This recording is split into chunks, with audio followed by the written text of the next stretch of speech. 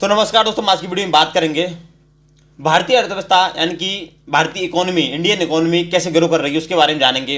इसका अगर क्या रीज़न है, मतलब कि जो इकोनॉमी ग्रो कर रही है उसके बारे में जानेंगे हम विस्तार से। जब तक लिए बने रहे इस वीडियो में और बात करेंगे बिना फालतू बातें किए। तो बात है मोदी सरकार की गारंटी की, किसकी शुरुआत होती है 2014 से शुरुआत होती है इस चीज़ की, क्योंकि मोदी सरकार आती है ना भारत में 2014 में आती है। उसके बाद वो गारंटी देती है कि मतलब हमारा देश रात दिन तरक्की करेगा, उसके ऊपर बात करेंगे। मैं इसमें तारीफ नहीं करूंगा, सिर्फ जो एक्चुअल है वो बताऊंगा इसके बारे में, और मैं कुछ नहीं कहूंगा। आप जो भी सोच सकते हैं इस वीडियो को देखकर, मुझे उससे कोई लेना देना नहीं है, पहली बात तो है, ठीक है। क्योंकि जिसकी तारीफ बनती है उसको करना चाहिए और जिसकी नहीं बनती उसको नहीं करना चाहिए। तो बात है मतलब कि भारतीय इकोनॉमी की बात करें दोस्तों, तो आज हमारी इकोनॉमी है ना दुनिया की 5वीं सबसे बड़ी इकोनॉमी है, यानी कि अर्थव्यवस्था है। और मोदी सरकार ने एक गारंटी दी है कि अगर हम 2024 में होने वाले जो आम लोकसभा चुनाव है ना उनको अगर हम जीतते हैं तो हमें मतलब दुनिया की तीसरी सबसे बड़ी अर्थव्यवस्था बनने के लिए हमारे देश को, हमारे पास 2029 तक का समय होगा। इसी बयान को लेकर मतलब कांग्रेस पार्टी ने इस बात को मतलब कि गलत बताते हुए कहा था।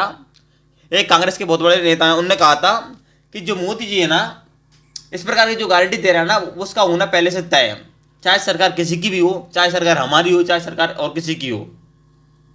लेकिन इसके बारे में मैं इस बारे में कुछ टिप्पणी नहीं करूंगा, क्योंकि वो राजनीति में होता है, अपन इसमें मतलब कि इन्वॉल्व नहीं होना चाहते, पहली बात तो इकोनॉमी की बात करें दोस्तों, तो हमारी इकोनॉमी है ना 2014 में मतलब कि 10वीं इकोनॉमी हुआ करती थी, 10वें नंबर पर।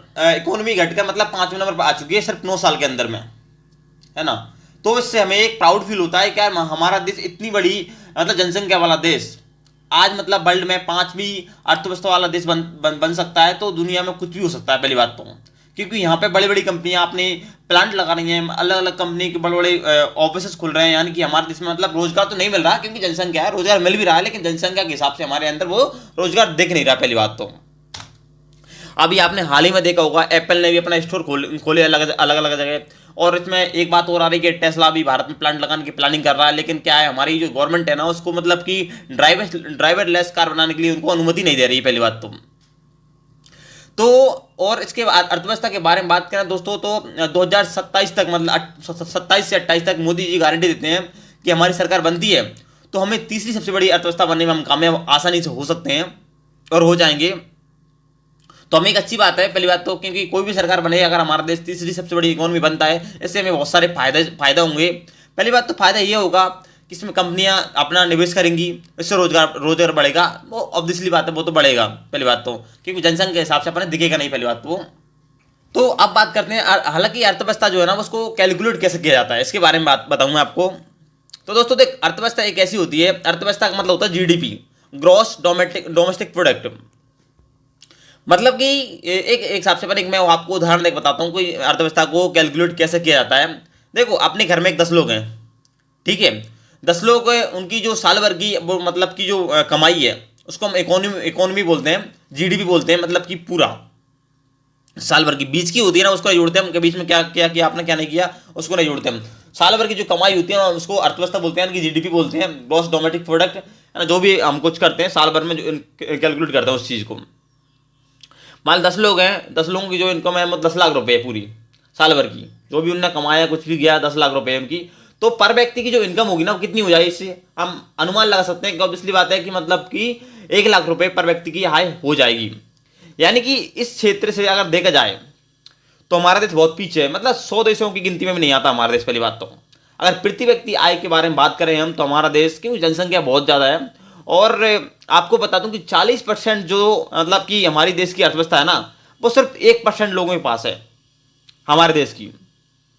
और बाकी जो अर्थव्यवस्था है ना वो 60% ना वो पूरे इंडिया में फैली हुई है ना। गरीबों की भी है, हम थोड़े मिडिल क्लास के लोगों की भी है, थोड़े अच्छे और क्लास के लोगों के लिए भी है, अलग अलग प्रकार के लोगों के लिए है। तो इसके बारे में क्या होता है, मतलब कि मैंने एक खबर पढ़ी थी कि मतलब 100 देशों की गिनती में नहीं आता हमारा देश, मतलब इतना पॉपुलेशन बढ़ चुकी है। क्योंकि हमने अभी फिलहाल ही मतलब अभी एक वो आई थी खबर कि हमने चाइना को बीट किया, हमारी जनसंख्या 140 करोड़ से भी पार हो चुकी है।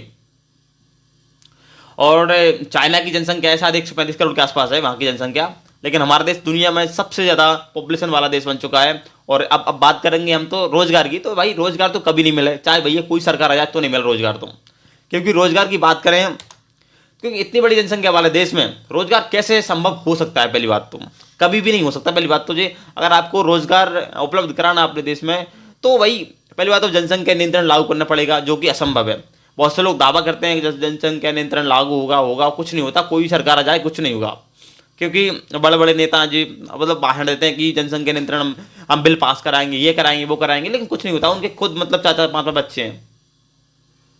रवि किशन वगैरह ने उन्होंने मतलब कि यूपी में मतलब जनसंख्या नियंत्रण के लिए एक बिल पास कराने की मतलब कि सोचा था, लेकिन उनके ऊपर खुद मतलब एक्शन उठने लगे कि यार तुम्हारे पास भी तो इतने सारे बच्चे हैं, पहली बात तुम अपने घर पे नियंत्रण कर लो, तब देश में नियंत्रण करना। तो ये असंभव है। पहली बात तो अगर आपको रोजगार मुहैया कराना है अपने देश में, पूर्ण रूप से सबको रोजगार देना है, तो अलग अलग क्षेत्र में हमको आगे बढ़ना होगा। और एक बात जरूर है कि 100 देशों में हमारी गिनती नहीं आती हमारे देश की, क्योंकि जनसंख्या इसमें ज़्यादा है। बहुत सारे इटली है, फ्रांस है, जर्मनी है, जापान वगैरह है, इनमें थोड़ी कम पॉपुलेशन इनकी, और इनमें थोड़ी रोजगार के अवसर भी हैं। और हर व्यक्ति की जो प्रति व्यक्ति आय है ना, वो हमसे कई गुना ज़्यादा है। चाहे तुम ब्रिटेन मान लो, चाहे अमेरिका मान लो, चाहे अदर कोई छोटे मोटे देश मान लो, इटली फ्रांस वगैरह, जो इनकी देश की जो है ना प्रति व्यक्ति आय ना हमसे कई गुना ज़्यादा है। मान लो हमारी मतलब मेरी अगर मान लो इनकम मान लूँ मैं, तो मेरी मान लो 10,000 रुपये इनकम है फिलहाल, तो वहाँ के लोगों की होगी ना मतलब कि 1 लाख रुपये इनकम होगी वहाँ के लोगों की, क्योंकि वहाँ की जो अर्थव्यवस्था है ना हमसे कम है। हालांकि होने के लिए तो अर्थव्यवस्था हमसे बहुत कम है, लेकिन जो वहाँ की प्रति व्यक्ति आय ना बहुत ज़्यादा है वहाँ, क्योंकि वहाँ की पॉपुलेशन कम है। दोस्तों आपको इस वीडियो में कुछ थोड़ी सी अगर जानकारी अच्छी लगी हो ना, तो इस वीडियो को शेयर जरूर करना भाई यार, क्योंकि थोड़ी सी जानकारी अगर आपको हेल्पफुल हुई हो ना, तो मुझे कमेंट बॉक्स में और लाइक करके वीडियो जरूर बताना, और चैनल को सब्सक्राइब जरूर कर लेना। थैंक यू दोस्तों, मिलते हैं अगली वीडियो में। अगर इंस्टाग्राम पे देख रहे हैं तो मुझे फॉलो जरूर कर लेना। Thank you.